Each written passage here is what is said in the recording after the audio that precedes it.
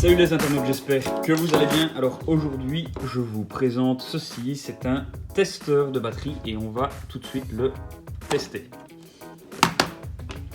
Donc ça se présente comme ceci, on dirait un petit outil de diagnostic avec deux flèches, monter et descendre, le sel pour sélectionner et le OK pour valider. Ici ensuite on l'allume. Alors on peut voir que si j'essaie de l'allumer, ça ne marche pas. Pourquoi ? Parce que ici vous avez une pince rouge et une pince noire. Donc en fait cet appareil se branche directement sur votre batterie, 12 volts, et vous allez venir tester forcément la batterie avec plusieurs caractéristiques que l'outil de diagnostic va vous donner. Alors première chose, on voit qu'il n'y a rien du tout d'écrit sur l'appareil. Bon, je trouve ça un petit peu dommage, donc je vous montre de plus près. On n'a pas de spécificité ni de données techniques, donc je vous renvoie vers le lien qui est dans la description si vous voulez plus de données techniques. Moi je trouve ça un petit peu dommage. Bon bref, on va le tester tout de suite avec une batterie. Comme d'habitude, je prends ma batterie ici, batterie Santar, batterie 12 volts, plus à gauche qui est en noir alors qu'il devrait être en rouge, et moins à droite qui est en rouge qui devrait être en noir. Donc qu'est-ce qu'on constate sur la batterie? Ça c'est assez important. On a plusieurs caractéristiques CB14A-A2.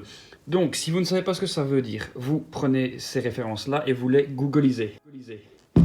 Vous arrivez sur une page Google, la page Google vous donne toutes les informations techniques pour savoir qu'est-ce qu'il y a dans votre batterie, le nombre d'ampères-heure qu'elle possède, le nombre d'ampères qu'elle peut délivrer en 30 secondes à moins 28 degrés Celsius ou quelque chose du genre, enfin bref. Tout ça, vous retrouvez ça sur une fiche technique sur internet parce que malheureusement, sur votre batterie Santar, vous n'avez pas grand chose d'écrit. Donc ça c'est super important, vous vous munissez bien de cette fiche technique puisqu'il y a des données à rentrer dans l'appareil de diagnostic. Ensuite, vous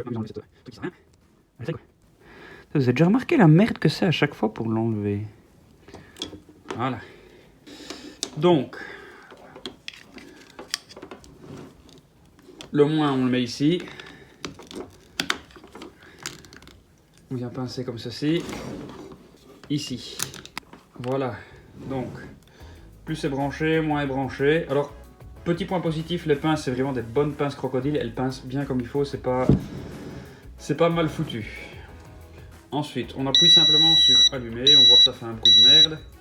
Voilà. Alors là, elle vous dit la pince est mal mise. On branche le câble comme il faut.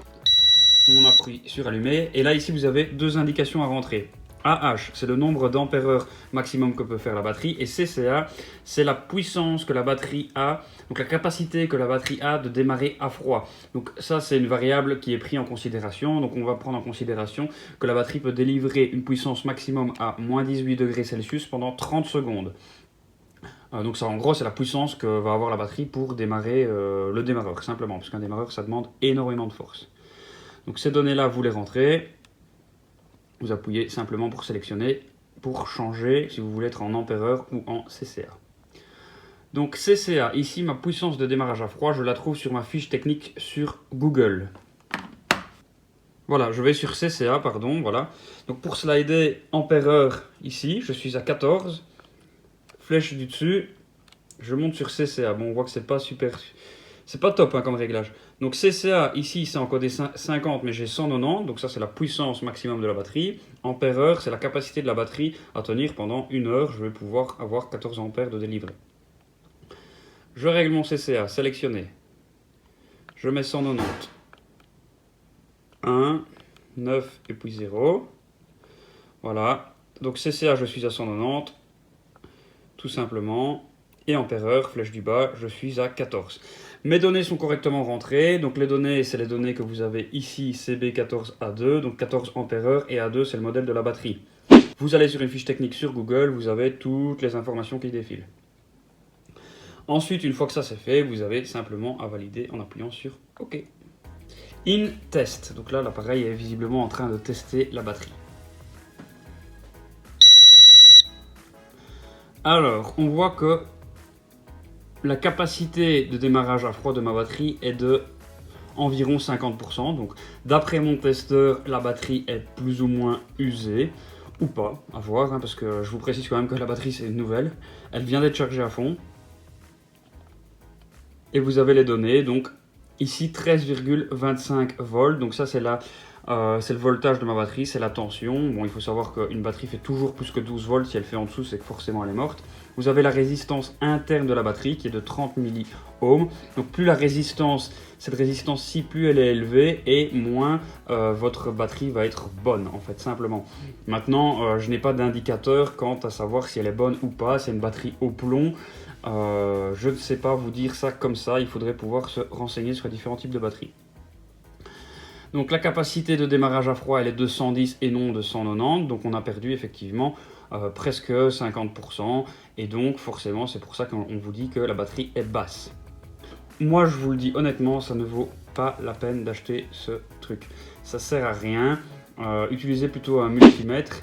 Si vraiment vous voulez tester votre batterie, en fait elle fait un calcul pour savoir le nombre de CCA, donc le nombre, quelle est la puissance des démarrages à froid par rapport avec votre résistance interne et votre tension. Elle fait simplement un petit calcul. De plus, je n'ai pas dû préciser quel type de batterie c'était, si c'était une batterie européenne, une batterie belge ou une batterie allemande, etc. Cet appareil, ça coûte 30 €. Bon, moi je vous déconseille légèrement de l'acheter, après vous faites ce que vous voulez. Par contre, je fais un concours, je le donne, mais les frais de port sont payants. Vous trouverez le règlement en description. Si ça vous intéresse de participer, lisez le règlement attentivement. Et voilà. Moi, je vous dis à la prochaine dans une autre vidéo. Et n'hésitez pas à commenter si vous avez déjà testé ce genre d'appareil ou autre chose. Et si vous voulez que j'en teste un plus performant avec de meilleures données plutôt qu'un truc comme ça qu'on m'a envoyé pour tester. Moi, je vous dis salut, tchuss!